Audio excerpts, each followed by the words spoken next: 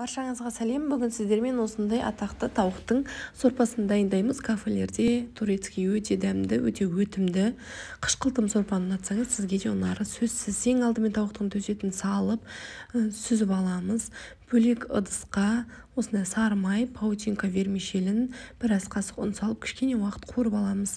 Енді піскен тауықтың етін алып, осындай сорпасын сүзіп аламыз да, бөлек кастрөлге саламыз. Оған жаңағы қуырып алған ұнымызды, паутинка вермишелімізді саламыз. Татымына қарай тұз қосамыз, су құямыз. Енді йогуртқа біраз қасық ұн қосамыз да жақсылап араластырамыз. Тәтті болмау керек, кәдімгі айран сияқты болады дәмі. Үстіне лимон шырынын қосамыз, бір жұмыртқаның сарысын қосамыз да жақсылап араластырамыз.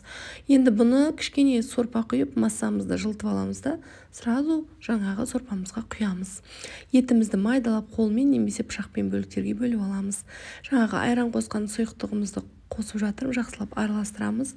Тауықтың етін саламыз, турап дайындап алған. Енді бізге сорпамызға қосатын кішкене тағы да сары май қажет. Ол сары майдың үстіне паприка, мята қосамыз. Бұрыш қоссаңыз да болады. Осы кезде жақсылап араластырамыз. Осыны енді сорпамызға қосатын боламыз. Мен осыдан соң бұрышты қостым.